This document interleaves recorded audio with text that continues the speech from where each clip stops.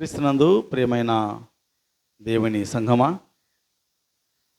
ఈరోజు మన అంశం ఏంటంటే పాపముతో రాజీ పడకూడదు. ఎవరండి పాపులు? పాపులు ఎవరు? ఎవరిని చూపిద్దాం మన సంఘంలో పాపులని?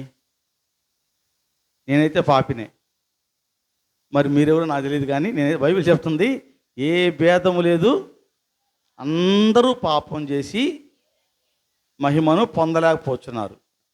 కనుక ఏ భేదం, అందరూ పాపులమే. అయితే పాపులము కనుక మనం పాపం చేస్తున్నాం. గుర్తుపెట్టుకోవాలి.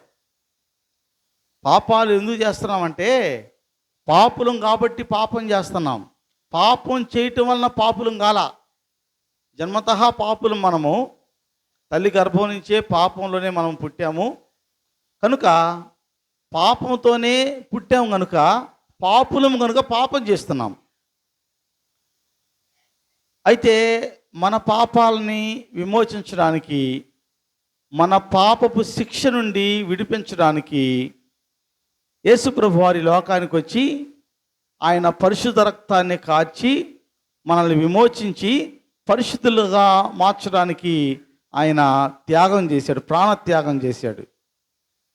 కనుక ఈ యొక్క ఉదయకాల సమయం ముందు దేవుడైన యెహోవా మనల్ని ప్రేమించి మనం పాపమును నశించిపోకూడదని మన పాప శిక్షను తన కుమారుడైన యేసు ప్రభు వారి పైన వేసి ఈ లోకానికి పంపించి ఆయనను ఈ లోకంలో మరణానికి అప్పగించాడు దేవుడు. ఆయన మరణం వలన మనకి విమోచన కలిగింది. ఆయన మరణం వలన మనకి రక్షణ కలిగింది. అయితే ఎప్పుడైతే యేసు ప్రభువుని సొంత రక్షకుడిగా అంగీకరించామో, ఎప్పుడైతే ఆయన నా పాపాల నిమిత్తమై మరణించాడు అని మనము ఒప్పుకున్నామో, నా పాపపు జీవితాన్ని ఆయన మారుస్తాడు, నన్ను విమోచిస్తాడు అని నమ్మామో, అప్పుడే మనకి రక్షణ వాగ్దానం చేయబడింది. రక్షణ నీకుంది అని వాగ్దానం చేయబడింది. మనము మరణించేంత వరకు కానీ అలాగే జీవిస్తే రక్షణ మనకి ఖచ్చితంగా ఉంటుంది. దేవుడైన యెహోవా చేసిన ప్రణాళికలో, ప్రభువైన యేసుక్రీస్తు వారు పెట్టిన ప్రాణంలో నీకు నాకు రక్షణ ఉంది. అయితే నీవు నేను చనిపోయేంత వరకు ఆ రక్షణలో కొనసాగుతూనే ఉండాలి. మనం మరణించినప్పుడు మనకు రక్షణ కన్ఫామ్ అవుతుంది. బాప్తిజం పొందగానే రక్షణ వచ్చింది అంటే మీరు భ్రమలో ఉన్నారు. బాప్తిజం ఎందుకంటే క్రీస్తు నా కొరకు మరణించాడు, నా దోషములు ఆయన రక్తంలో కడిగి వేశాడు, నేను ఆయనతో కూడా పాతిపెట్టబడ్డాను, మరలా నూతనంగా జన్మించాను అంటానికి గుర్తు బాప్తిస్వం. బాప్తిస్వం రక్షణ కాదు, గుర్తుపెట్టుకోండి. చాలామంది నేను నీళ్ళ మునిగాను కాబట్టి నాకు రక్షణ వచ్చేసింది, ఎలా జీవించినా ఓకే అనుకుంటున్నారు. నేను ప్రార్థన రాకపోయినా పర్లా, నేను ప్రభువుని ఆరాధించకపోయినా పర్లా, దేవునికి లోబడకపోయినా పర్లా, ఎందుకంటే నేను బాప్తిస్వం పొందా. నీళ్ళల్లో మునిగితే రక్షణ లేదు, గుర్తుపెట్టుకోవాలి. నీళ్ళ మునిగే దేనికంటే, బాప్తిస్వం దేనికంటే, యేసు ప్రభు వారు నా కొరకు మరణించాడు, ఆయన రక్తంలో నేను కడుగుబడ్డాను, నేను ఇక మీదట నా పాత జీవితాన్ని పాతిపెట్టాను, నూతనంగా జన్మించాను అనటానికి గుర్తు మాత్రమే బాప్తిస్మము. తర్వాత ప్రభు సంస్కారం దేనికి? నా కొరకు ఆయన ప్రాణం పెట్టాడు, నేను పాపిని, నా పాపాలు ఆయన పరిశుద్ధ రక్తం చేత కడిగి శుద్ధీకరించాడు అంటానికి గుర్తు కోసము ప్రభు సంస్కరణ. అది కూడా, ప్రభు సంస్కారం కూడా నేను పరలోకానికి చేర్చదు. పరలోకాన్ని చేసేది ఏంటంటే పరిశుద్ధ జీవితము. ఎంతవరకు ఉండాలి ఆ జీవితము? బాప్తిజం తీసుకున్నాక నెల ఉండాలి, అవునా? మనకు అట్లాగే ఉంది. బాప్తిజం తీసుకుంటే ఒక నెల ఉంటే చాలు. గట్టిగా అయితే ఒక సంవత్సరం, బాగా గట్టిగా చేస్తే భక్తి ఒక సంవత్సరం. ఆ తర్వాత లోకస్తుల మేలు మనకంటే, ఆ తర్వాత లోకస్తుల మేలు తప్పండి. కనుక చనిపోయేంత వరకు మనము పాపానికి దూరంగా ఉండాలి, రక్షణ కాపాడుకోవాలి. దేవుడిచ్చిన రక్షణని కాపాడుకుంటూ ఉండాలి. ఎప్పుడెప్పుడు కాపాడుకోవాలి? ప్రతి క్షణము, ప్రతి దినము, ప్రతి క్షణము, ఏ క్షణమునైనా అపవాది నిన్ను శోధిస్తాడు. ఏ క్షణమైనా అపవాది నిన్ను దేవునికి దూరం చేస్తాడు. ఏ క్షణమైనా ఏ భ్రమైన నిన్ను పెట్టి సాతాను బందీగా చేసుకుంటాడు. నీకు రక్షణ నుండి నిన్ను తొలగించేస్తాడు. కనుక బహు జాగ్రత్తగా ఉండాలి. అలాంటప్పుడు ఎలా ఉండగలమంటే, మనం పాపులం కనుక పాపం చేస్తున్నాం కదా, ఆ పాపాన్ని ప్రభు దగ్గర ఒప్పుకున్నాం కదా, ఇక మీదట పాపముతో రాజీ పడకూడదు. విశ్వాసైన వాడు పాపంతో ఎప్పుడు కూడా రాజీ పడకూడదు. రాజీ ఏంటంటే చెప్పండి. రాజీ పడటం అంటే ఓకే అలాగే చేద్దాం, సాతాను ప్రేరేపణిస్తే ఓకే చేస్తాలే, నో ప్రాబ్లం, నీకు నేను ఉన్నదే దానికి అని రాజీ పడకూడదు. పాపము నీ కంటబడినప్పుడు, పాపం నిన్ను ప్రేరేపించినప్పుడు పాపానికి నువ్వు రాజీ పట్టడానికి వీల్లేదు. అపవాది ఖచ్చితంగా శోధిస్తాడు. అపవాది ఖచ్చితంగా నిన్ను తన బందీగా చేసుకుంటాడు. అలాంటప్పుడు నువ్వు జాగ్రత్తగా ఉండాలి. పాపము నీ వైపు సాతాను తిప్పినప్పుడు ఎట్టి పరిస్థితుల్లో నువ్వు రాజీ పడకూడదని వాక్యం సెలవిస్తుంది. ఒకవేళ రాజీ పడ్డావా, దాని పర్యవసానం మహాభయంకరం. నువ్వు రాజీ పడ్డావంటే దాని పర్యవసానము చాలా భయంకరము. చదువుకుందామా బైబిల్లో మాట. రోమపత్రిక 6వ అధ్యాయము 23వ వచనం. ఎలయనగా పాపం వలన వచ్చు జీతము, చాలమ్మా, పాపం వల్ల వచ్చే జీతం ఏంటి? ఈ మరణం తప్పించడానికి క్రీస్తు నీ కొరకు నా కొరకు మరణించాడు. ప్రభు వచ్చింది ఈ లోకం సంపాదించడానికి కాదు, ఈ లోకం రాజరికం అనుభవించడానికి కాదు. ఎందుకు వచ్చాడు ఆయన?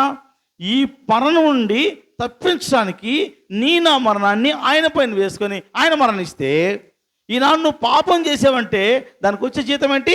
మరణము. ఆయన మరణించిన మరణానికి, ఆయన చేసిన త్యాగానికి, ఆయన చూపిన ప్రేమకు అర్థమే లేదు నువ్వు పాపాన్ని విడిచిపెట్టకపోతే. పాపాన్ని విడిచిపెట్టకపోతే అర్థమే లేదు. చాలామంది అనుకుంటారు, నేనేం పాపం చేస్తున్నాను, నేనేమన్నా మనిషిని చంపానా, నేనేమన్నా దొంగతనం చేశానా, నేను దోచుకున్నానా, లేకపోతే ఇంకేమన్నా నేను మా అమ్మ మా నాన్న ఏమైనా దూషించానా? ఏం అవసరం లేదండి. నీ హృదయంలో తలస్తే చాలు, పాపాన్ని హృదయంలో తలస్తే చాలు. చాలాసార్లు చెప్పాను మీకు నేను. అపవాది చేసిన పాపం ఏంటి చెప్పండి? సాతాను చేసిన పాపం ఏంటి చెప్పాలి. వ్యభిచారం చేశాడా అని బైబిల్ లేదు. మరి దొంగతనం చేశాడా? లేదే. నరహత్య చేశాడా? లేదే. ఏం చేశాడు మరి? ఆలోచన చేశాడు. ఏమని? ఆయన స్థానం నాకు కావాలని మనసులో అనుకున్నాడంతే. నీ హృదయంలో యోచిస్తే నువ్వు దోషి అవుతావు. పాపము నేనేం చేయలేదు కదా అనుకుంటావేమో. చాలామంది చూస్తాను నేను.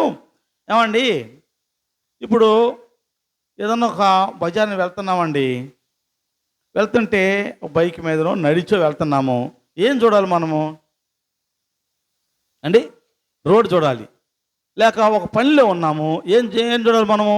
ఆ పని చూడాలి. అట్ట చూడరు. దారిని పోతుంటే కొంతమంది అయితే బండి మీద పోతుంటా, వాడు ముందు ఏమొచ్చింది కూడా తెలియదు. వాడు ఎందుకో బండి ఏమొచ్చింది వాడికి? పురుషులే కాదు, స్త్రీలు ఇంకా ఎక్కువ. పురుషులే కాదమ్మా, బైక్ మీద వెళ్తుంటే ఎదురొచ్చిన బైకోడో ఒక స్త్రీయో అలా వెళ్ళిపోయింది, అంతే కదా, వెళ్ళిపోయింది. ఓకే, నువ్వు చూసావు బిట్ట, ఏం జరిగింది? ఏదైనా అడ్డు వస్తే కొట్టే చస్తావు ఒకటి. ఇప్పుడు చావుపోయినా అక్కడ చావుకి ఒక పాయింట్ వేసుకున్నావు. ఇప్పుడు చావుపోయినా అక్కడ చావు కోసము, మరణం కోసం ఓ పాయింట్ వేసుకున్నావు. అక్కడ గుర్తుపెట్టుకో. నేను అంటాను, ఈ మాటలు మీకు కొంచెం కష్టంగా ఉండొచ్చేమో. ఇవే పరలోకం చేరాలంటే. హల్లెలూయా స్తోత్రం కాదు, గుర్తుపెట్టుకోండి. హల్లెలూయా స్తోత్రం పరలోకం తీసుకెళ్ళవు. మీకు అర్థం కావట్లా. ఇలా జీవిస్తేనే పరలోకం. కాదని చెప్పమను ఏ సేవకుండా వచ్చిన దగ్గరికి, అలా కాదయ్య అని చెప్పమను, నేను బైబిల్ చూపిస్తే నమ్ముతాను నేను. ఇదే పరలోకం అంటే. నువ్వు పరిశుద్ధంగా జీవించడమే పరలోకం, పాపాన్ని దూరంగా ఉండటమే పరలోకం. ఏమొస్తుంది చెప్పండి? చాలామంది చూశాను, వాళ్ళు సేవకులే, వాళ్ళు విశ్వాసులే, పరిశుద్ధులే, పేరు పెట్టుకున్న వాళ్ళే. ఒక వేషం వేస్తారు, తెల్లని బట్టలు వేసుకుని వేషం ఒకటి వేస్తారు, అన్ని వేషాలు వేసిన వాళ్ళే. బ్రతుకులో మార్పు లేదు, చూపులో మార్పు లేదు, తలంపులో మార్పు లేదు. వేషం మాత్రము భక్తి వేషం. సంవత్సరానికి ఒకసారి పండుగ రోజు పుట్టకొచ్చేది భక్తి, మామూలు భక్తి కాదు అది. అబ్బో అబ్బో అబ్బో, అది వినే భక్తి కాదు, ఇక చూసే భక్తి కాదు. సంవత్సరానికి ఒక భక్తి కాదు దేవుడు కోరేది నిన్ను.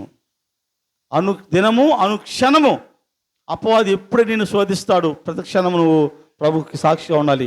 పాపముకు జీతము మరణం కనుక ఈ మరణం, దాని ప్రతిఫలము చాలా భయంకరమైంది. దాన్ని విడిపించాలంటే నీవు ఖచ్చితంగా పాపానికి దూరంగా ఉండాలని వాక్యం సెలవిస్తూ ఉంది. ఈనాడు చాలామంది ఇక్కడికి వచ్చారు ప్రార్థనకి. సరే, పురుషులంటే ఒక నెపం పెడుతున్నారులే, ఒట్టిదే మీరు అవన్నీ నెపాలు, కానీ మీరు ప్రార్థన చేస్తే మారుస్తారని దేవుడు అంటున్నాడు. బైబిల్లో ఏముందంటే, స్త్రీలే వచ్చాము వాళ్ళు మారని నెపం పెట్టబాకండి. అంటే దేవుడు ఆయన వాక్యం ఏమో పనికి మాలింది, మీరు భక్తి పరులా? ఏమండి,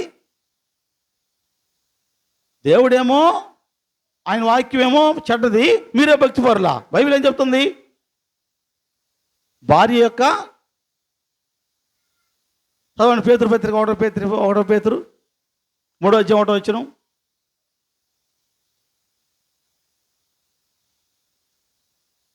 త్వరగా. అటువలే స్త్రీలారా,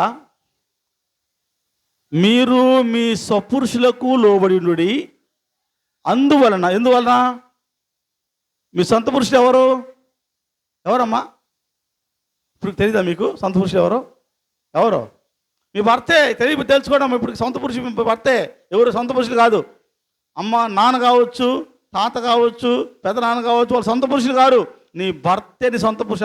నీ భర్తకు లోబడి ఉండాలి. ఎందువలన లోబట్టం వలన వారిలో ఎవరైనా వాక్యం కంటే, ఆ భర్తల్లో వాక్యానికి అవిధేయులైతే వారు భయంతో కూడిన మీ పవిత్ర ప్రవర్తన చూసి వాక్యం లేకుండానే వారిని రాబట్టవచ్చును. బైబిల్ అబద్ధం చెప్పదు కదా, ఇది నా మాటలు కాదు కదా. బైబిల్ ఏముందంటే, నీది పవిత్ర ప్రవర్తన అయితే నీ భర్త మారతాడు. మరి నీ భర్త మారల కారణం ఏంటో నువ్వు చెప్పుకోవాలి, నేను చెప్పను. బైబిల్ ఏమంటుందంటే, నువ్వు పవిత్ర ప్రవర్తన అయితే నీ భర్త మారతాడట అని బైబిల్ చెప్తుంది. మరి నేను చెప్పట్లా, వాక్యం చెప్తుంది. మరి నీ భర్త మారేదంటే నువ్వెవరో నువ్వు ఆలోచన చేయాలి. నువ్వు ఆలోచన చేసి ప్రార్థన చేస్తే నీ ప్రార్థన దేవుడు అంట. సరే, అది పోయింది, పో, దాన్ని పక్కన పెడదాం. అది రిలేషన్, ఆ సంబంధం పక్కన పెడదాం. పోనీ పిల్లలండి, పిల్లల్ని తెస్తున్నారా ప్రార్థనకి? ఏమండి, పిల్లకాయలని ప్రార్థన చేస్తున్నారా? ఇదిగో ఆడపిల్లలైతే తెస్తాం. మన ఊరికి ఒక సిద్ధాంతం ఉంది. ఆడపిల్లలైతే ప్రార్థన తెస్తాము. అది కూడా మేము తేము, కానీ వాళ్ళు వస్తారు. మేము తెచ్చే ప్రసక్తి లేదు. ఆడపిల్ల ఎవరు మేము తెచ్చే పని లేదు, కానీ వాళ్ళు ఆడపిల్లలు మారుతారు, వాళ్ళు వస్తారు. మగపిల్లలు మాత్రము మా ఊర్లో మార్చే పని లేదు. ఎందుకు చెప్పకూడదండి? ఎందుకు చెప్పకూడదు? మగపిల్లలకి ఏమండి అన్నీ తీసిస్తారే, మగపిల్లలకి బట్టలు కుట్టిస్తారే, పండగ వస్తే అన్నీ చేస్తారే. మరి ప్రార్థన రాలని ఎందుకు చెప్పలేదు?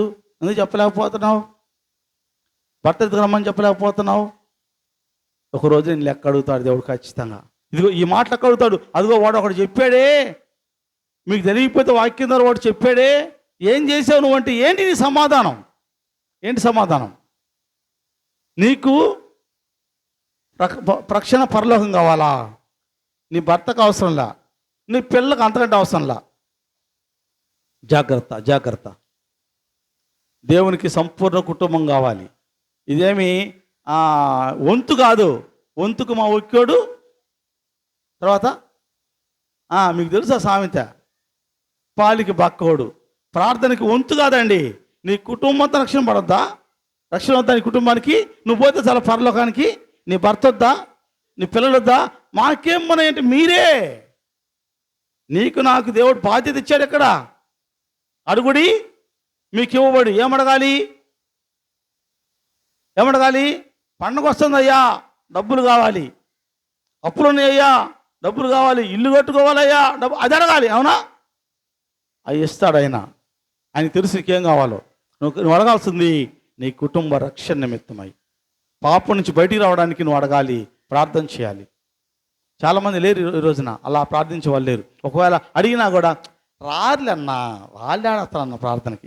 ఈమె తీర్మానం చేసేసింది, ఈమె తీర్చేసింది అనమాట. ఆమె స్టాంప్ వేసింది, వాళ్ళు ఆడతారన్న ప్రార్థనకి. పాస్టర్ గారు వాళ్ళు ఆడి ప్రార్థనకి వస్తారు. అబ్బాయి వారు రాలేదు పాస్టర్ గారు. నువ్వు అడిగింది ఎక్కడ? అసాధ్యమైన కార్యములు యెహోవా. మరి మనకి అది ఆయన ఎవరు రాసుకున్నాడో వాళ్ళకి అది, కానీ మనకు కాదా? గుర్తుపెట్టుకోండి, పాపము నుంచి బయటికి రావడానికి నువ్వు పాపం రాజీ పడుతున్నావంటే నీలో కూడా నమ్మకం లేదు, అదే పెద్ద పాపం. యేసుప్రభు వారి యొక్క శక్తి నీకు అర్థం కాలేదంటే, దేవుని ఎంత బలమైన వాడో, ఆయన శక్తి ఎంతదో, ఎలా మార్చగలడో కూడా నువ్వు నమ్మలేకపోతున్నావు అంటే అదే గొప్ప గొప్ప పాపం. మీకు అర్థం కావటం లేదు. కాబట్టి పాపానికి వచ్చే జీతము మరణమని వాక్యం సెలవిస్తూ ఉంది. అయితే ఎప్పుడు కూడా నేను చాలామందికి నేను దేవుళ్ళో ఉంటే నేను బ్రతకలేనేమో. కొంతమందిని అడిగితే ఏందండి ప్రార్థన రాకూడదంటే, పాస్టర్ గారు మేము ఎన్నో చెయ్యాలా, ఎన్నో మాట్లాడాలా, ఏయో పనులు చేయాలా, చేయకపోతే కుటుంబం జరగదు. వేలుదారి మేస్తులు అయితే మేము ఎన్నో అబద్ధాలు ఆడాలా, తిట్టాలా, వాళ్ళని పని చేయకపోతే తిట్టాలా, ఏదో చేయాలా, అబద్ధాలు ఆడాలా, లేకపోతే మా జరగదు. ఎవరు చెప్పారండి? నిజాయితీ గుండి జరగదా? మా పెద్దలుడు వాళ్ళ నాన్నగారు, మా బావగారు, ఆయన పేరు కొండయ్య, ఆయన దాదాపుగా 50 ఏళ్ళ నుంచి మేస్త్రిగా పనిచేస్తున్నాడు. పరిపూర్ణమైన విశ్వాసి. ఆయన పరిపూర్ణమైన విశ్వాసి, చదువు లేదు, బేల్దారి. ఆయన అంతే బేల్దారి, చిన్నప్పటి నుంచి విశ్వాసి. ఆయన చదువు లేదు. ఈరోజు వాళ్ళ సంఘంలో స్తంభం. ఆయన వాళ్ళ సంఘంలో స్తంభం కొండయ్య అంటే. చదువు లేదు, మరి ఆయన బేల్దారి పని చేయలేదా? ఆయన ఉండే ప్రాంతంలో గొప్ప మేస్త్రి. ఆయన కాదంటే పక్కకు పోయేదట పని. చుట్టుపక్కలంట మీకు కావాలంటే మీరు రండి ఒకసారి పోయేద్దాము, చూపిస్తాను. నేను వెళ్ళాను కూడా. ఆయన కాదు అంటే నాకు కుదరదయ్యా, నేను కట్టలేనంటే వేరే వాళ్ళ దగ్గరికి వెళ్తారు. అలాంటి మేస్త్రి. లేవా పనులు లేవా?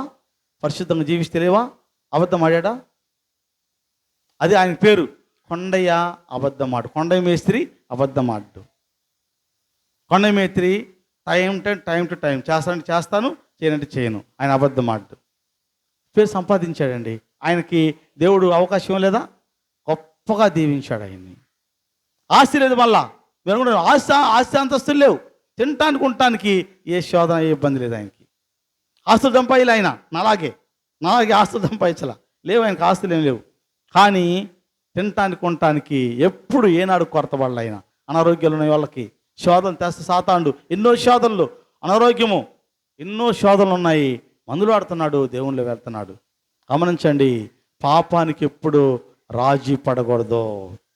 పాపం కొరకు అబద్ధం ఆడకూడదు. భయం అసలే పడకూడదు. ఏం జరుగుద్దో, విశ్వాసి ఏం జరుగుద్దో, నాకు నేను ప్రభువుని నమ్ముకుంటే ఏమైపోయిద్దో, నేను అబద్ధం ఆడాలి కదా, నేను దొంగతనం చేయాలి కదా. ఎవరు చెప్పారండి? ఎవరు చెప్పారు? నువ్వు పడుకొని నిద్రపో, నీకు అన్నీ ఆయన ఇస్తాడు. 127వ కీర్తన మొదటి 2 వచనాలు. 127వ కీర్తన మొదటి 2 వచనాలు. త్వరగా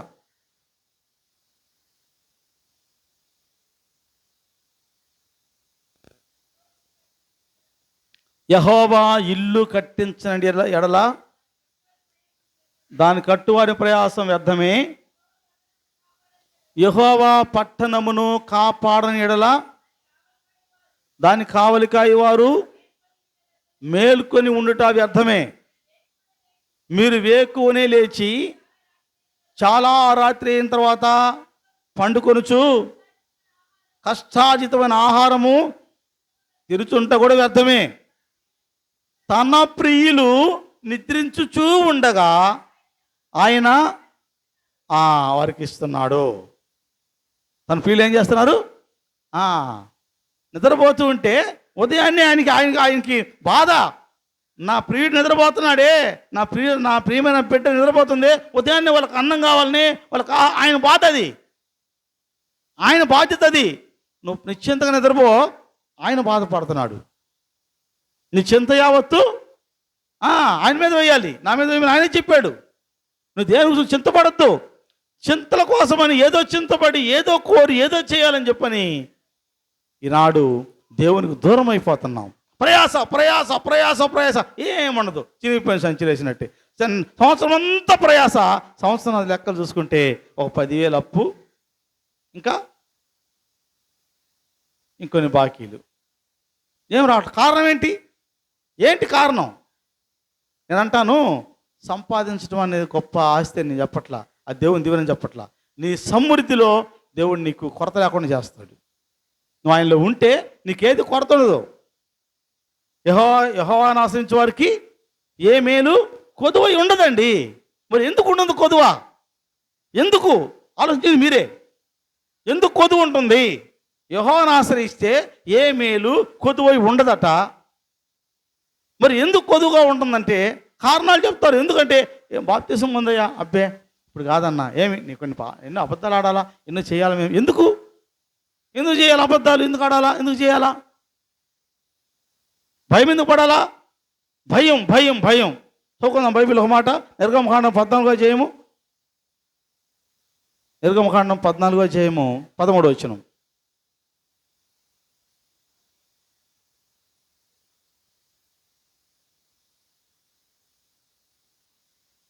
చదువుమ్మా. అందుకు మోషే, భయపడకుడి, యెహోవా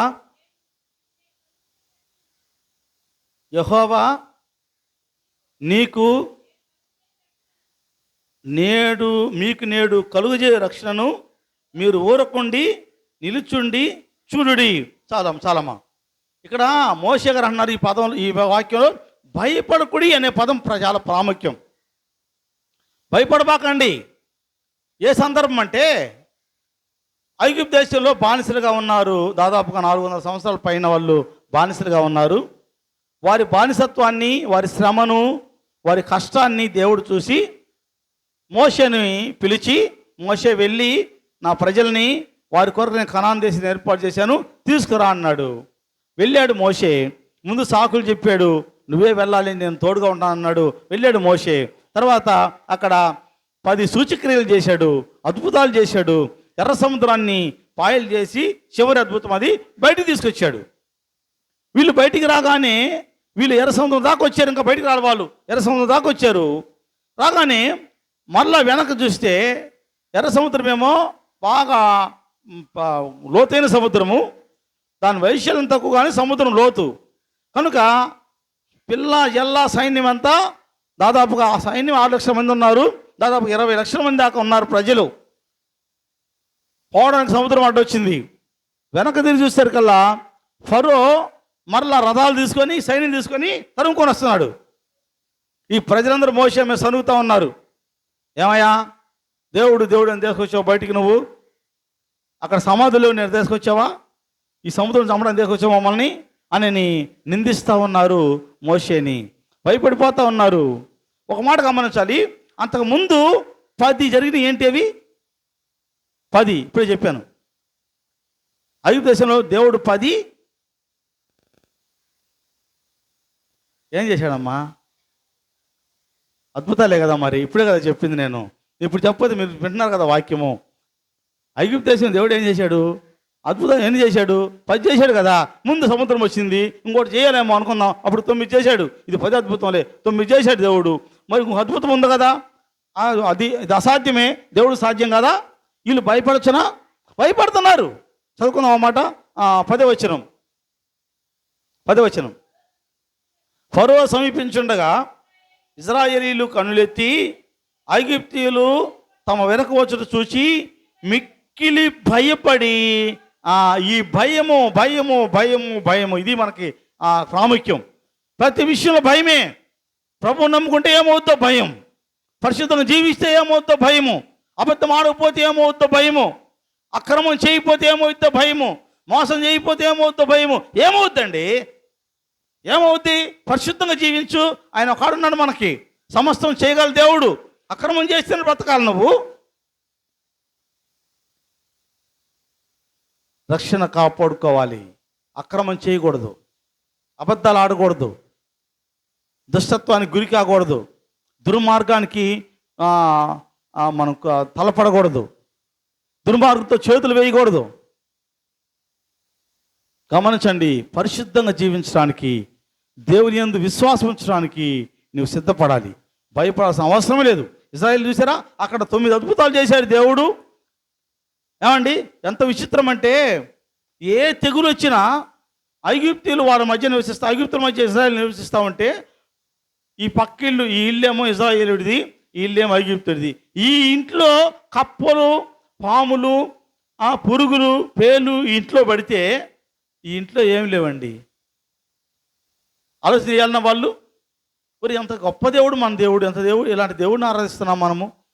నా పక్కింటోడికి ఇన్ని శోధనలు వస్తున్నాయి, నాకేమి లేవే.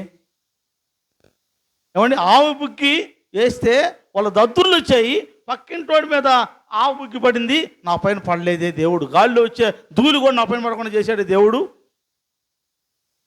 ఆ తర్వాత మరణం వస్తే వాళ్ళ జ్యేష్ఠపుత్రులను చనిపోయారు, జ్యేష్ఠ కుమారులు, మా కుమారులంతా బతుకున్నారే అని చూశారు. చివరిది అది.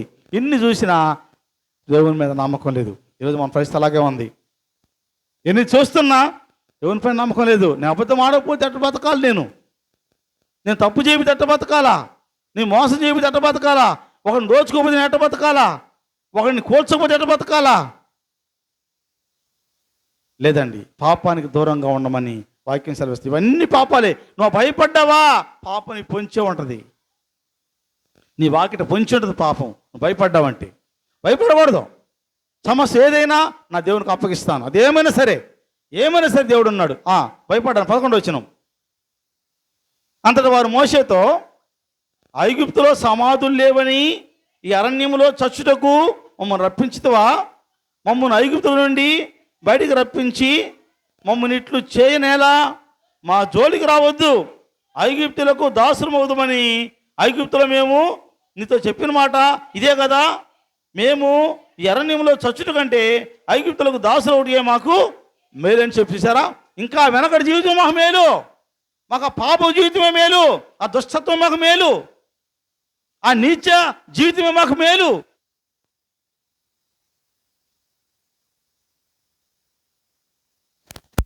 మాకు పాపమే కావాలి, మాకు దోషమే కావాలి, నేను పాపంలో జీవించాలి.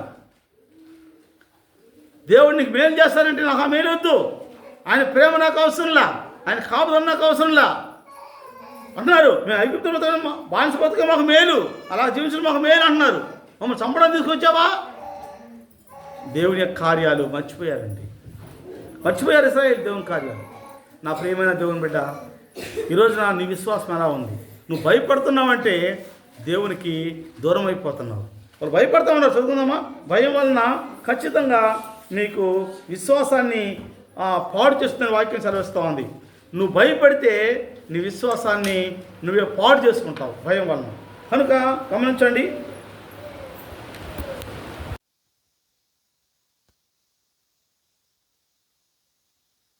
దేవుని వాక్యం సెలవిస్తుంది, భయం వలన పాపము ఖచ్చితంగా,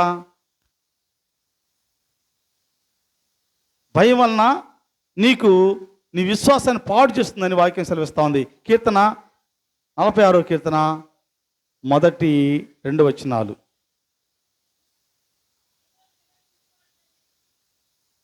బేదలను కటాక్షించువాడు ధన్యుడు, ఆపత్కాలమందు యెహోవా వారిని తప్పించును. యెహోవా వానిని కాపాడి బ్రతికించును, భూమి మీద వాడు ధన్యుడగును.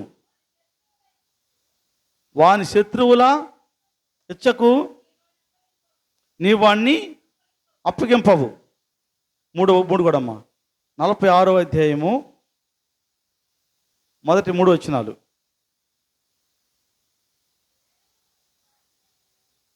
ఇదమ్మా, దేవుడు మనకు ఆశ్రయమును దుర్గమునై ఉన్నాడు, ఆపత్కాలములో ఆయన నమ్ముకొనదగిన సహాయకుడు. కావున భూమి మార్పు నందినను, నడి సముద్రములలో పర్వతములు మునిగినను, వాటి జలములు ఘోషించుచు నురుగు కట్టినను, ఆ పొంగునకు పర్వతములు కదిలినను మనము భయపడము. చూసారా? ఇదండి విశ్వాసం ఉండాల్సినటువంటి ప్రాముఖ్యమైనటువంటి విశ్వాసం. ఇది ఏమి జరిగినా కావున భూమి మార్పు పొందినను, సముద్రములలో పర్వతములు మునిగినను. అంటే పర్వతం మునిగిందంటే ఎల్ల వచ్చింది, మొత్తం మునిగిపోయింది. జలప్రళయం వచ్చినప్పటికి కూడా వాటి జలములు ఘోషించు నురుగెట్టినను, ఆ పొంగునకు పర్వతములే కదిలినను, మనం భయపడము. అదండి విశ్వాసం అంటే. ఎందుకు నువ్వు పాపానికి గురైపోతున్నావు? అబద్ధాలకి, పాపపు చేష్టలకి, దుష్టత్వానికి, దుర్మార్గతకు ఎందుకు గురైపోతున్నావు? ఎందుకు భయపడుతున్నావు? ఏమవుద్దండి? ఏమి కాదు. యెహోవా నీకు తోడుగా ఉంటే, నీ ముందు ఆయన ఉంటే నీకేమి కాదు కదా. కీర్తనగాడు అంటాడు కదా, నా వెనక నా ముందు నువ్వు ఆయన ఆవరించుంటే ఏం జరుగుతుంది చెప్పండి? మన పక్కన మన బిడ్డ పక్కన మనం ఉంటే కుమారుడు చాలా ధైర్యంగా వెళ్తాడు. ఎందుకు? కారణం ఏంటి? మా నాన్న నా పక్కన ఉన్నాడు, మా నాన్న నా పక్కనే ఉన్నాడు, ధైర్యంగా వెళ్తాడు కుమారుడు. కారణం ఏంటి? నువ్వు ఉన్నావు కాబట్టి. మనిషిగా నువ్వే అంత ధైర్యాన్ని కుమారుడికి ఇస్తే దేవుడు ఎంత ధైర్యాన్ని ఇస్తాడు మనకి? ఎంత ధైర్యం కలిగి ఉండాలి మనం, కానీ లేం, భయపడిపోతా ఉన్నాం. దయచేసి గమనించండి, నీవు భయపడటానికి వీలుదని వాక్యం సెలవిస్తూ ఉంది. అంటే మళ్ళీ చదువుతాం మాట. దేవుడు మనకు ఆశ్రయమును దుర్గమునై ఉన్నాడు, ఆపత్కాలములో ఆయన నమ్ముకొనదగిన సహాయకుడు. చూసారా, ఆయన సహాయుడండి. ఎప్పుడు? ఆపత్కాలాల్లో. మనం భయపడేది ఎప్పుడు? ఆపత్కాలంలోనే. ఏ ఆపదన రాని, ఏ కష్టమన రాని, ఏ సమస్యను రాని, ఆపత్కాలంలో ఆయన నమ్ముకొనదగిన దేవుడు మనకి, ఆయన సహాయకుడు. ఆయన నమ్మాలని వాక్యం సెలవిస్తూ ఉంది. 2వ వచనంలో, కావున భూమి మార్పు పొందినను, నడి సముద్రములో పర్వతములు మునిగినను, వాటి జలములు ఘోషించుచు నురుగు కట్టినను, ఆ పొంగునకు పర్వతములు కదిలినను, మనం భయపడము. ఇదండి విశ్వాసకు ఉండాల్సింది.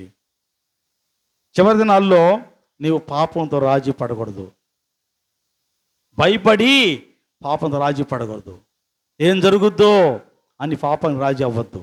అబద్ధం ఆడకపోతే ఏం జరుగుద్దో, మోసం చేయకపోతే ఏం జరుగుద్దో, దొంగతనం చేయకపోతే ఏం జరుగుద్దో, దోచుకోకపోతే ఏం జరుగుద్దో, ఏమీ జరగదు. ఆయన సహాయకుడని నువ్వు నమ్మాలని వాక్యం సెలవిస్తూ ఉంది. అయితే నువ్వు ఎప్పుడైనా సరే పాపానికి లోనయ్యావంటే దేవుడున్నాడు అన్న నమ్మకాన్ని నువ్వు కోల్పోతున్నావు. పాపానికి గురయ్యావంటే కారణం ఏంటంటే దేవుడు ఉన్నాడు, నాకు మేలు చేస్తాడు అన్న నమ్మకాన్ని నువ్వు కోల్పోతున్నావు. ఆ నమ్మకం లేకనే నువ్వు పాపానికి గురవుతున్నావు, అబద్ధం ఆడుతున్నావు, మోసం చేస్తున్నావు, దోచుకుంటున్నావు, దుర్మార్గంగా జీవిస్తున్నావు. దేవుడు అన్నటువంటి ఆ విశ్వాసం లేని కారణం చేత. అయితే గమనించండి, ఏ పరిస్థితుల్లో అయినా దేవుడిని నడిపిస్తున్న వాక్యం సెలవిస్తూ ఉంది. 27వ కీర్తన 11వ వచనం. 27వ కీర్తన 11వ వచనం. యెహోవా, నీ మార్గము నాకు బోధించుము, నా కొరకు పొంచున్న వారిని చూచి సరళమైన మార్గమున నన్ను. చూసారా, నా కొరకు పొంచి ఉన్నారు కొంతమంది. కీర్తనగాడు చెప్తున్నాడు, యెహోవా నీ మార్గము నాకు బోధించు. ఎందుకంటే నా కోసం కొంతమంది పొంచి ఉన్నారు. దేని కొరకు? నన్ను ఏదో చేయాలని. ఆనాడు దావీదు గారు రాజు యొక్క కష్టాల్లో రాసినటువంటి మాటలు ఇవి. శత్రువులు అయిపోయారు. ఎవరు? మామే, పిల్లనిచ్చిన మామే సౌలు శత్రువు అయ్యాడు. ఏమండి, నాన్నేవారు శత్రువులు అయిపోయారు, ఆయన దూరస్తులు అయిపోయారు. ఆ సమయంలో ఒంటరిగాడు అయ్యాడు. ఇప్పుడు ఈయన అంటున్నాడు, యెహోవా నీ మార్గం నాకు బోధింపుము, నా కొరకు పొంచున్న వారిని చూచి. నువ్వు చూడయ్యా, నా కొరకు పొంచున్నారు. నువ్వు చూసి దేవుడు, చూస్తున్న దేవుడు కదా, చూచి చదవండమ్మా. సరళమైన మార్గం నన్ను నువ్వు చూసి ఏది మంచి మార్గమో, ఏది సరళమో, ఏది వంకర లేకుండా కష్టాలు లేకుండా మార్గం ఏదో ఆ మార్గం నడిపించు అన్నాడు. ప్రార్థన చేశాడు కీర్తనకారుడు. నీకుందా ఆ విశ్వాసం? నీకుందా ఆ విశ్వాసం? భయపడుతున్నావా? దేనికి భయపడుతున్నావు? రోగానికా? రోగం నిన్నేం చేస్తుంది? మహా అయితే చంపుద్ది. కానీ చనిపోతే పరలోకానికి వారసులం అవుతాం మనం. రోగం ఏం చేస్తుందండి? మహా అయితే చంపుద్ది. కష్టం వచ్చిందా, శ్రమ వచ్చిందా, రాని మహా అయితే చావచ్చు, అంతే కదా. అంతే జరగబోయేది. దేవుని చిత్తమైతే, అది కూడా ఆయన చిత్తం ఏం జరగదు. దాని చిత్తమైతే ప్రాణం పోయింది. పోని పరలోకం వస్తుంది కదా వెంటనే. నువ్వు రిజిస్టర్ చేసుకుంటావు కదా పరలోకాన్ని, నీ ఇక్కడ ప్రాణం బాగానే రిజిస్ట్రేషన్ అయిపోయింది పరలోకం. కనుక అప్పుడు దాకా పద్ధతిగా, నిబ్బరంగా, భక్తిగా, విశ్వాసంగా కొనసాగు. శత్రువు వచ్చి అయ్యా నన్ను దోచుకోవడానికి రెడీగా ఉన్నాడు, నన్ను చంపడానికి పొంచి ఉన్నాడు, నా కొరకు పొంచిన వారిని నువ్వు చూచి సరళమైన మార్గం నన్ను నడిపించు అంటే, నా దేవుడు ఇన్ని శోధనలు వచ్చినా, ఇన్ని ఆటంకాలు వచ్చినా మంచి మార్గంలో, సరళమైన మార్గంలో నన్ను నడిపిస్తాడు అని నమ్మకం నీకు ఉండాలి. అది విశ్వాసకు లక్షణం. విశ్వాసకి కొండంత కఠిన శ్రమలు వచ్చినా మంచులా కరిగిపోతాయి అన్న విశ్వాసం ఉండాలి. ఎంతమంది శత్రువులు వచ్చినా వారి దారిని వారే పోతారు. నిన్ను సరళమైన మార్గంలో నడిపిస్తాడు దేవుడు. అవిశ్వాసం కలిగిన వాక్యం సెలవిస్తోంది. అలా లేనప్పుడు నీవు భయపడిపోతూ ఉంటావు. అబ్రహాము ఒకసారి దేవుడు అబ్రహాముని తన తండ్రి ఇంటి నుంచి, తన బంధువుల నుంచి అబ్రహాముని ఎన్నుకొని, అబ్రహాము నువ్వు బయటికి రా, నీ తండ్రి ఇంటిని, నీ బంధువుల్ని విడిచిపెట్టి బయటికి రా, నేను నీకు తోడుగా ఉంటానని చెప్పని వాగ్దానం చేశాడు. సరే ప్రభువా అని వచ్చాడు. ఏమి నమ్మొచ్చాడు చెప్పండి? అబ్రహాం బయటకు వచ్చాడు, ఏమి నమ్మొచ్చాడు? ఆయన మాట నమ్మొచ్చాడు. దేవుడు అబ్రహాంకి ఆస్తులు ఇవ్వలా, బ్యాంక్ బ్యాలెన్స్ చూపిలా, లేకపోతే ఆయన వజ్ర వైడూర్యాలు మూటలు తీసుకొచ్చి ముందేసి అబ్రహాం ఇగో ఇది అలవా నీకు అనలా. ఏమీ లేదు అబ్రహాం అప్పుడు. అప్పుడు ఆశపడైన అబ్రహాము వాళ్ళ అమ్మ నాన్న దగ్గర మంచి ఆశపడు, వాళ్ళ నాన్న మంచి వ్యాపారవేత్త, ఈయన కూడా వ్యాపారవేత్తే. అవి విడిచిపెట్టి రమ్మన్నాడు. ప్రభువా ఈ మా నాన్న వ్యాపారం విడిచిపెడితే నాకెట్లా, నా ఆస్తి అంతా విడిచిపెడితే నాకెట్లా అనలా. రమ్మంటే సరే ప్రభు అన్నాడు. వచ్చాడు బయటికి వచ్చాక దేవుడు ఆస్తిపూర్ణం చేశాడు ఆయన్ని. ఏమి లేకుండా వస్తే ఆస్తిపూర్ణం చేశాడు. ఇంత చేశాక కూడా ఇంకా భయమే ఆయనకి. అబీమెలెకు అనేటువంటి ఒక రాజు దగ్గరికి వెళ్ళినప్పుడు, గెరారు రాజు అబీమెలెకు వెళ్తే ఆడన్నాడు, భార్యతో చెప్పాడు, సారా ఈ ఊరికి వచ్చాం కదా, ఈ రాజ్యానికి మనం పరాయి రాజ్యానికి వచ్చాం. ఈ రాజు దేవుణ్ణి ఎరిగినవాడు కాదు. ఒకవేళ నువ్వేం మహా సౌందర్యవతివి, అందగత్తెవి, మనం యవ్వనస్తులము, అప్పుడు పిల్లలేరు ఆయనకి, నువ్వు బాగా అందగా ఉన్నావు, నిన్ను చూసి మోహించి నా భార్య అంటే నిన్ను వశం చేసుకోవడానికి నన్ను చంపుతారు వాళ్ళు, దుర్మార్గులు. కాబట్టి నిన్ను నా చెల్లి అని చెప్తాను, నువ్వు కూడా నా అన్న అని చెప్పు అన్నాడు. ఎవరు? అబ్రహాంకి ఏమవుద్ది? ఏమే భార్య కదా. సరే క్రమానికి చెల్లి, చిన్న కూతురు ఓకే, పెళ్లి చేసుకో భార్య కదా. అయితే ఏమని చెప్పన్నాడు? చెల్లి అని చెప్తాను నేను, నువ్వు కూడా ఓకే అని అన్నాడు. ఎందుకన్నాడు? భయం అండి, భయము. ఏమో నన్ను చంపేస్తారేమో భయము. చదవండి అన్నమాట 20వ అధ్యాయం ఆదికాండము 20వ అధ్యాయం 2వ వచనం. అప్పుడు అబ్రహాము తన భార్య అయిన శారాను గూర్చి, అమ్మా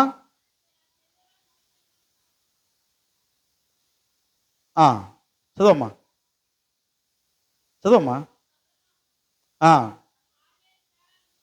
తన భార్య అయిన శారాను గూర్చి, ఈమె నా చెల్లెలు అని చెప్పిన కనుక గెరారు రాజైన అబీమెలెకు శారాను పిలిపించి, చాలమ్మా. చూసారా, ఇక్కడ అబీమెలెకుని దేవుడు కల్లో మాట్లాడాడు ఆయనతో, అది వేరే విషయము.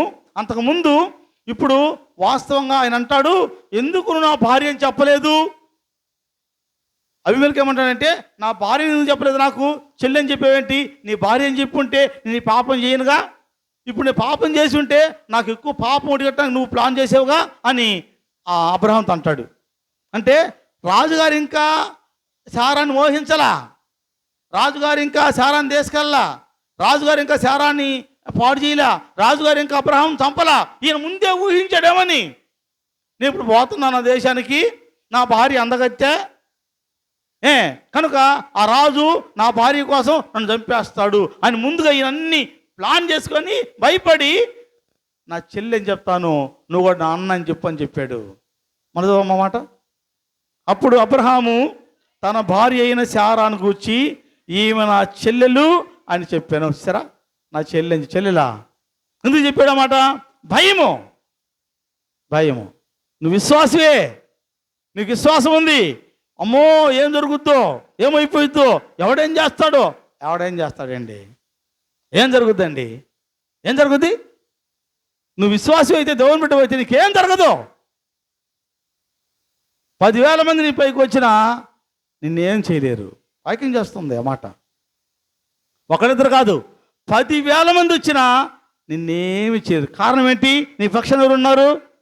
యెహోవా ఉన్నాడు, ఆయన ఉన్నాడు, యేసుప్రభు వారు నీ పక్షాన ఆయన ఉన్నాడు. కాబట్టి 10,000 మంది వచ్చినా నిన్నేమీ చేయలేరు.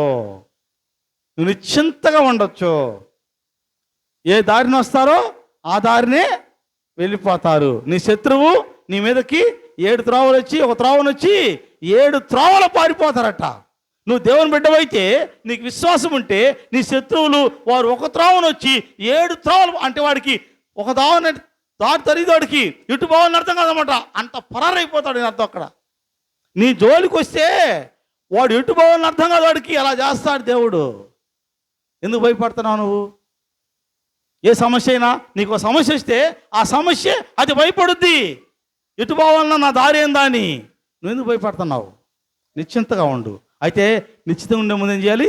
దేవునికి ఇష్టంగా ఉండి, అది గుర్తుపెట్టుకోండి. దేవునికి ఇష్టంగా లేకుండా నిశ్చింతగా ఉంటే అయిపోతాం. దేవునికి ఇష్టంగా జీవించు, అప్పుడు నిశ్చింతగా ఉండు. నిన్ను తాకే వాడు ఎవడున్నాడు, నేను తాకే సమస్య ఇది ఉండదని వాక్యము సెలవిస్తుంది. అది ఒక అభయము మనం చూసాం. రెండవది, ఇంకొక ఆయన ఉన్నాడు. ఇంకో మాట చెప్పి ముగిస్తా. ఆయన పేరు అంటే పేతురు. పేతురుని దేవుడు గొప్పగా ఎంచాడు. పేతురు, నువ్వు రాయివి, నీ మీద నా సంఘాన్ని కడతానన్నాడు. గొప్పగా పేతురుని ఆ రోజునే పేతురు అందరికీ వయసు పెద్దదైంది, ఉన్న శిష్యులకు అందరూ పెద్దది, ఆయనే అన్ని పెత్తనం చేస్తూ ఉండేవాడు. ఇలాంటి పేతురు భయపడిపోయాడండి, భయపడిపోయాడు. చదువుకుందామా? మత్తయి సువార్త 26వ అధ్యాయము.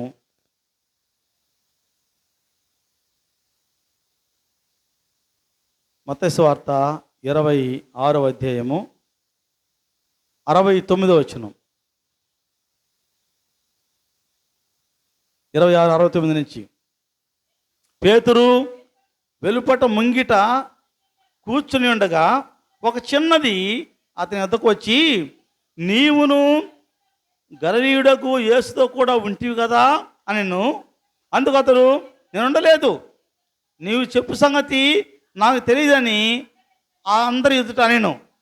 అతడు నడవలోనికి వెళ్ళిన తర్వాత మరి ఒక చిన్నది అతన్ని చూచి, వీడు నజరేయుడకు యేసుతో కూడా ఉండినని అక్కడ వాటితో చెప్పగా అతడు ఒట్టు పెట్టుకొని, నేను ఉండలేదు అనెను. ఆ మనిషిని నేను ఎరుగునని మరలా చెప్పాను. చాలు చూసారా? పేతురు దేవుని ఎరగడా, యేసుని ఎరగడా? ఏమండి? అంతకుముందు ఏమన్నాడు? అంతకుముందు, నీ ప్రాణానికి నా ప్రాణం అయ్యా అన్నాడు. బట్టలు వచ్చి పట్టుకోవడానికి వస్తే కత్తి దూసి ఆ బట్టలు చెవి నరికాడు. అంత పౌరుషవంతుడు పేతురు. యేసు పక్కన ఉన్నప్పుడు గెత్సేమనే తోటలో పట్టుకోవడానికి వస్తే ఈయన దగ్గర కత్తి ఉంటే కత్తి తీసి వచ్చినటువంటి ఆ సైనికుని యొక్క చెవి నరికేశాడు. అప్పుడు యేసు ఏమన్నాడు? సాతానా, నా వెనక్కి పో అన్నాడు. నువ్వేంటయ్యా నన్ను రక్షించేది? నన్ను రక్షించాలని నా దేవుడు, నా తండ్రి 12 వ్యూహాల సైన్యాన్ని పంపిస్తాడు, నువ్వేంటని చెప్పి అన్నాడు అక్కడ. సరే, అంత పౌరుషవంతుడైనటువంటి ఈ పేతురు ఇప్పుడు అంటున్నాడు, నువ్వు ఉన్నావు కదా ఏంటంటే, అమ్మమ్మ నేరనయ్యా, మా అమ్మతోడు, మా నాన్నతోడు, ఇంకా ఆ తోడు ఈ తోడు అన్నాడు. ఎంత భయమో ఏమండి? ఎన్నో అద్భుతాలు చూశాడు ఈయన. యేసు ఆయన గొప్పతనం ఏంటి తెలుసు ఈయనకి. ఆయనతో 3.5 సంవత్సరాలు తిరిగాడు, ఆయన మహత్కార్యాలు చేశాడు. ఈయన కూడా చేశాడు మహత్కార్యాలు. వాళ్ళ అత్త జ్వరంతో పడి ఉంటే ఆయన ఒక్క మాట మాట్లాడగానే ఆమె లేచి జ్వరం విడిచిపోయి పరిచయం చేసింది. అదంతా ఈయన తెలుసు. ఆయన కుటుంబంలో కూడా చేపలు పడతా ఉంటే రాత్రంతా ప్రయాసపడ్డారు, ఒక్క చేప పడలా.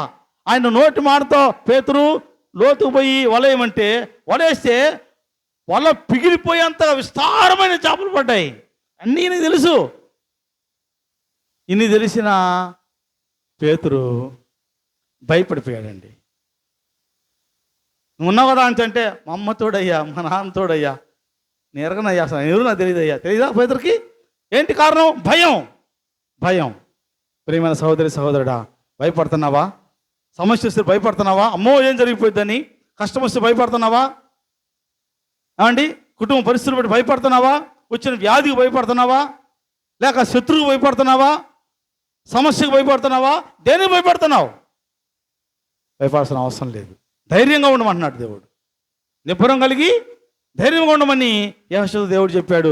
ఈరోజు నీతో నాతో చెప్తున్నాడు, ధైర్యంగా ఉండు, భయపడద్దు. అది ఏమైనా సరే, ఏమైనా సరే. పాట పాడతామే, ఏమైనా చేయగలవు, కథ మొత్తం మార్చగలవు. ఆయన ఏమైనా చేయగలడు, కథను ఎట్టయినా మార్చగలడు. ఆయన నీకు అనుకూలంగా ఏమైనా చేయగలడు ఆయన. మరి ఎందుకు బాధపడుతున్నావు, భయపడుతున్నావు? పాట పాడుతున్నావు, ప్రార్థన చేస్తున్నావు, వాక్యం చదువుతున్నావు, భయం మాత్రం పోలా. ఇదిగో పేతురు 3.5 సంవత్సరం ఆయనతో తిరిగాడు, అద్భుతాలు చేశాడు, చూశాడు, ఎన్నో ఆయన శిష్యుడిని పేరు సంపాదించాడు. ఇన్ని చేసిన పేతురు భయపడిపోతున్నాడు. భయపడుతున్నావేమో, భయపడద్దు. అది ఏ సమస్య సరే భయపడద్దు. నా యేసు నాకున్నాడు, నా అండ, నా కోట ఆయన ఉన్నాడు, నా కొండ, నా కోట, నా ఆశ్రయదుర్గము ఆయన ఉన్నాడు, నాకు అండగా ఆయన ఉన్నాడు, నాకు మేలు చేస్తాడు, నాకు ఎప్పుడు కీడు రాయుడు. ఒకవేళ కీడు వచ్చినా సరే, షట్రక మేషక అభినందనలు తీసుకెళ్ళి అగ్నిగుండంలో వేశారు. ఏమన్నారు వాళ్ళు? ఎదికి ముందు నమస్కారం చేయమంటే, రాజా మా దేవుడు ఈ అగ్నిగుండం నుంచి తప్పించగల సమర్థుడు. ఒకవేళ తప్పించకపోయినా సరే, ఆయన తప్పించకపోయినా సరే, మేము మాత్రం నీ మాటకి లోపడము, నీ ఆజ్ఞకి మేము లోపడము, నీ పెట్టిన ప్రతిమకు మేము నమస్కారం చేయము. అది విశ్వాస జీవితం అంటే. నా దేవుడు తప్పిస్తాడు, సమస్తము నాకు మేలు చేస్తాడు. ఒకవేళ ఆయన చెయ్యపోయినా ఓకే, నా ప్రాణం పెట్టవలసి వచ్చినా నేను రెడీగా ఉన్నాను, అంతేగాని నేనుగా భయపడని. ఇది విశ్వాస జీవితం అంటే. చెప్పగలవా ఈరోజు నా జీవితం నాకు ఉందని?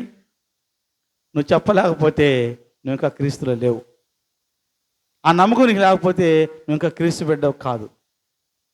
ఏమొచ్చినా సరే నన్ను ఆదరించి ఆయన ఒక ఆయన ఉన్నాడు. ఒకవేళ ఆయన ఆదరించకపోయినా పర్వాలేదు, నేను మాత్రం భయపడను, నేను భయపడను. అది క్రైస్తవ జీవితం కావాలి. 3వ మాట చెప్పి నేను ముగిస్తాను. 3వ మాట ఏంటంటే, దావీదు మహారాజు ఒక తప్పు చేశాడు. ఆ తప్పుకు కానీ క్షమాపణ అడుగుంటే ఎలా ఉండేదో పరిస్థితి.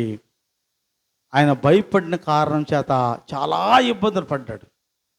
మామూలు ఇబ్బందులు పడలే ఆయన, మామూలుగా ఏడవల, మామూలు శోధన రాలా ఆయనకి.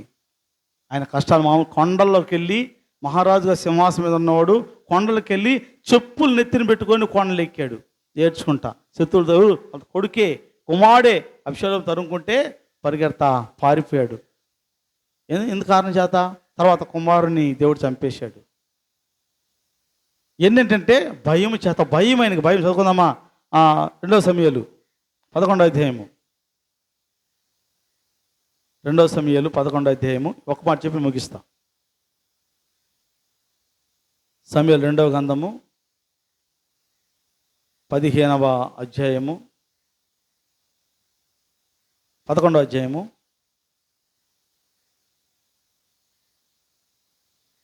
5 నుంచి. ఆ స్త్రీ గర్భవతి అయి నేను గర్భవతి అయితేనని దావీదునకు వర్తమానం పంపగా, దావీదు హిత్తీయుడకు ఊరియా నాయకుకు పంపమని దూతల ద్వారా యోవాబుకు ఆజ్ఞ ఇచ్చాను. చూసారా, వెంటనే భయపడిచేసింది ఈయనకి. ఈయన పాపం చేశాడు. యోవాబేమో సైన్యాధిపతి, సైనికుడు. యోవాబు సైన్యాధిపతి, వాళ్ళ వాళ్ళ అక్క కొడుకే మేనలుడు యోవాబు అంటే. దావీదు వాళ్ళ అక్క కొడుకు యోవాబు. యోవాబు సైన్యాధిపతి, అతనేమో యుద్ధంలో ఉన్నాడు. ఈయన యుద్ధానికి వెళ్ళలేదు రాజుగారు. అది ఒక తప్పు. సరే, సాతాను దాన్ని ఆసరాగా తీసుకొని అతని మీద వలేశాడు. దావీదు పడిపోయాడు. ఆ బెత్షెబా అంటే ఊరియా భార్య సంధివేళ సాయం సంధివేళ ఏ అడ్డం లేకుండా ఎదురుగా స్నానం చేస్తూ ఉంది. అంటే ఎరేసాడు సాతాండు.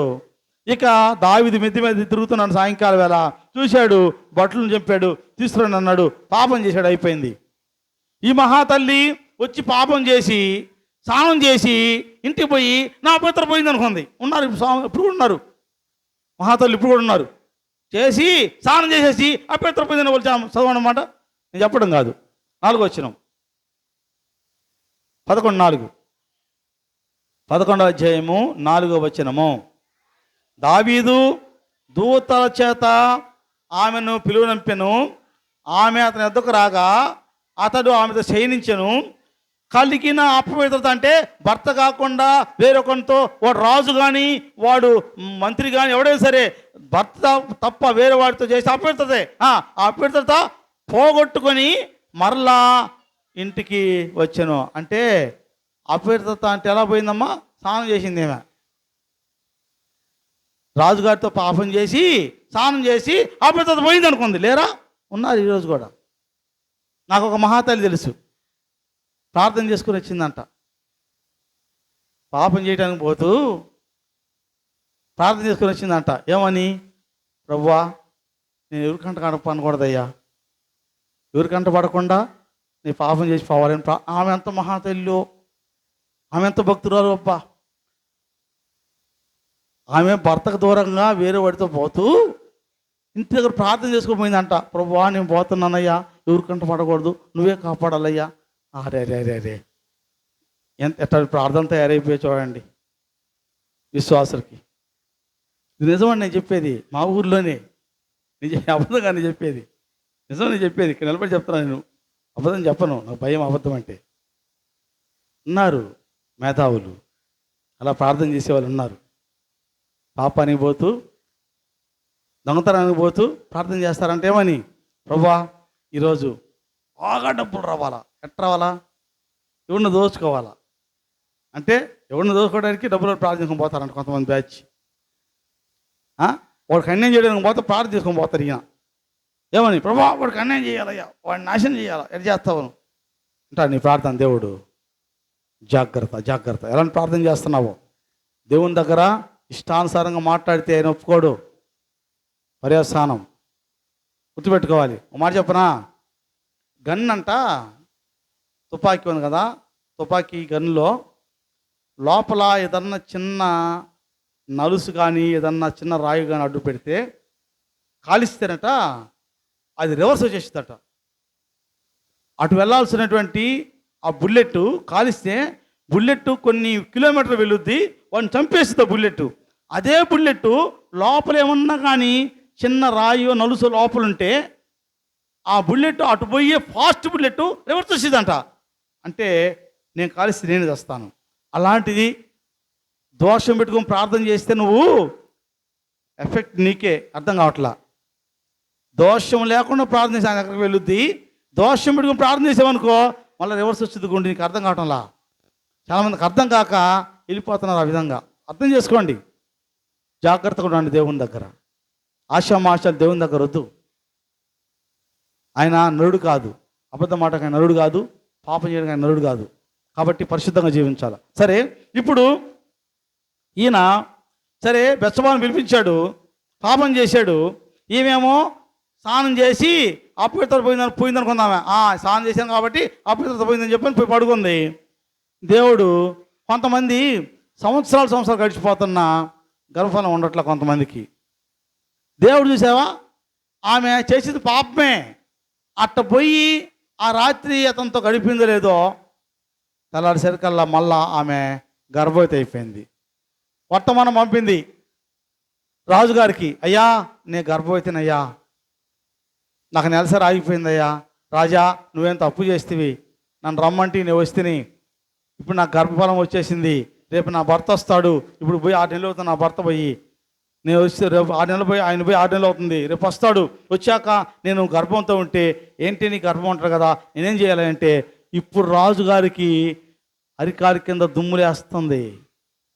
ఎందుకు? తప్పు చేశాను, ఈ అమ్మాయికి రుజువు కనపడుతుంది, వాడు వస్తాడు భర్త, ఏందిరా ఈ పని అంటే ఆ భర్తని ఆమె భార్యను అడుగుతాడు, నాకు గొడితే చెప్పుతాయమ్మాయి నేనేం తప్పు చేయలేదు, రాజు పిలిచాడని చెప్పని అప్పుడు నా బతుకేందని చెప్పి భయపడిపోయి ఇప్పుడు నేను ప్లాన్ వెంటనే పిలిపి ఊరియాని చంపేద్దాం అని ఎన్ని ప్లాన్లు వేసాడో. పిలిపించి పో నీ భార్య సంతోషించంటే ఈ ఊరియా దేవుని భక్తుడు వెళ్ళి రాజుగారి పెరట్లో పడుకున్నాడు. రాత్రి అంతా. ఉదయం లేచి ఏరా నువ్వు పోలేదా? నేను పోలేదయ్యా. ఏంటంటే నా బంధువులంతా, నా స్నేహితులంతా అందరూ అక్కడ యుద్ధంలో, రణరంగంలో ప్రాణాలు తెగించి అక్కడ యుద్ధం చేస్తా ఉంటే నేను భార్యతో సంతోషించానా? నేను బాను మహారాజా అన్నాడు. ఒరే ఇలా ఉందా నీ ప్లాన్ అని చెప్పని ఒక లెటర్ రాసి యోవాబుకి ఇచ్చి ఈయన చంపించేసేయని చెప్పని చంపించేశాడు. ఇదంతా ఏంటి? భయం అండి. భయపడ్డవాడివి ఆయన దగ్గర పోవాలి. తప్పు చేసావు, భయం వచ్చింది, వెంటనే ఈ విషయం తెలిసింది కదా, ఒరే నేను ఏదో రహస్యంగా చేశాను, రహస్యమైనది ఏది కూడా బట్టబయలు కాక మానదు. నువ్వే రహస్యంగా మాట్లాడావా, రహస్యంగా ప్లాన్ చేసావా, దేవుడు బట్టబయలు చేస్తాడు. జాగ్రత్త. నీ రహస్యమైన గూడుకుటాన్ని బట్టబయలు చేస్తాడు దేవుడు, గుర్తుపెట్టుకో. నువ్వు గూడుకుట అనుకుంటావేమో, దేవుడు సామాన్యుడు కాదు. ఈయన గూడుకుటాన్ని చేశాడు, బట్టబయలు చేశాడు దేవుడు. ఆమె గర్భం వచ్చింది, వెంటనే పోయి ఆయన పాదాలు చెంతపడాలి. ప్రభువా ఘోరమైన పాపం చేశానయ్యా, దుర్మార్గునయ్యా, గూడుకుటాన్ని చేశానయ్యా అనాల్సింది పోయి ఇంకా పాపాన్ని పెంచుకుంటా ఉన్నాడు. వ్యభిచారం చేశాడు, నరహత్యకు పాల్పడుతున్నాడు మళ్ళా. అంతే, నువ్వు పాపాన్ని ఒప్పుకోకపోతే 100 పాపాలు చేపిస్తాడు సాతాను నీ చేత. ఒక పాపాన్ని కానీ పూడ్చిపెట్టావంటే 100 పాపాలు చేపిస్తాడు నీ చేత. నిన్ను కఠినమైనటువంటి శిక్షకి గురి చేస్తాడు సాతానుడు. దయచేసి ఆ రోజు కానీ దావీదు ఒప్పుకొని ఉంటే ఆ పాపంతో ఆయన క్షమించేసి ఆయనకి రక్షించుండేవాడు. తర్వాత ఇచ్చేళ్ళు ఒప్పుకుంటే చూసారా దేవుడు ఎంత కనికర సంపన్నుడు. మరలా నరహత్య కూడా చేశాడు, అయినప్పటికి కూడా మరలా ఆయన పంపించి నాతాను పంపించి వాడిని మార్చరా బాబు చెప్పు అంటే నాతాను పోయి చెప్తే అప్పుడు మారాడు. కానీ శిక్ష అనుభవించాడు. పర్యవసానం వచ్చింది, కుమారుని చంపేశాడు. చంపుకున్నాడు ఆయనే, ఎవరు చంపలా. పాపానికి ఫలితం అది, గుర్తుపెట్టుకోండి. నీ పాపానికి ఫలితం రాకముందే మారు. భయపడబాకు, భయం తెచ్చుకోబాకు. దేవుడు కనికర సంపన్నుడు, ఆయన ప్రేమమయుడు, ఆయన ఎంతో నెమ్మది గల దేవుడు, నిన్ను ఆదరించే దేవుడు, కనికరించే దేవుడు, కాపాడే దేవుడు, నీ కొరకు ప్రాణం పెట్టిన దేవుడు, దయామయుడు, కృపామయుడు ఆయన. కాబట్టి భయపడద్దు.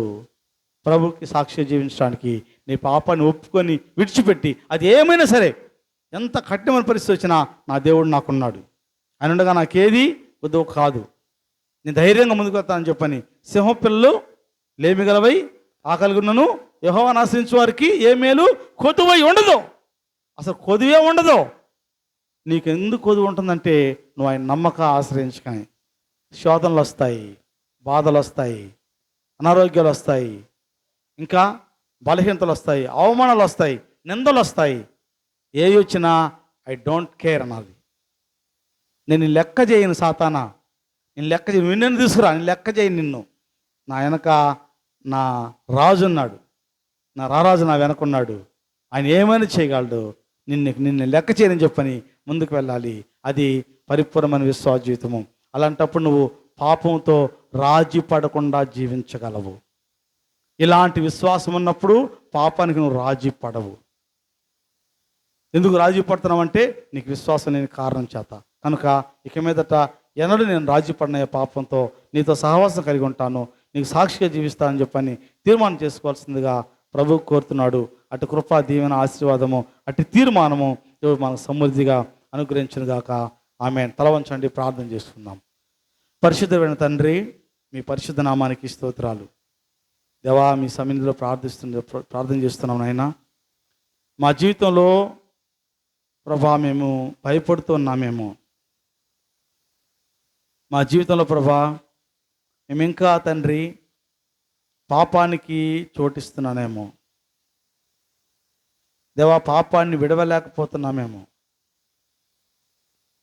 తండ్రి, ఇంకా పాపంలో జీవించడానికి మేము ప్రయాసపడుతున్నామేమో. పాపానికి వచ్చే జీతం మరణం అని మీ లేఖనం సెలవిస్తుంది. అయా, భయము మొదట పాపానికి గురి చేస్తుంది. నీవున్నావన్న ధైర్యము మాకు లేకపోతే అక్రమాలకు దుర్మార్గతకు దారితీస్తుంది. అటువంటి జీవితాన్ని విడిచిపెట్టి మీకు సాక్షిగా జీవించే కృప మీరు మాకు అనుగ్రహించమని మీకే ఘనత మహిమ ప్రభావములు ఆరోపించుకొనచ్చు. మధ్యాహ్నకాల స్తోత్రం మీరు అంగీకరించమని మా అందరిలో ప్రభా నూతన ఆత్మను నూతన బలాన్ని ప్రసాదించి ఎక్కడా మేము తొట్టిల్లకుండగా, ఎక్కడ కృంగిపోకుండగా, అది ఏమైనా శోధనైనా, బాధ అయినా, కష్టమైన, ఇరుకైనా, ఇబ్బంది అయినా ఉపద్రవమైన, ప్రాణాపాయమైన, శత్రువుల దాడైనా, ఏదేమైనా మీరున్నారు నమ్మకంతో మీకు సాక్షులుగా జీవించే కృప మాకు దయచేయమని. ఎన్నడూ పాపానికి మేము రాజీ పడకుండా, పాపంతో రాజీ పడకుండా తండ్రి,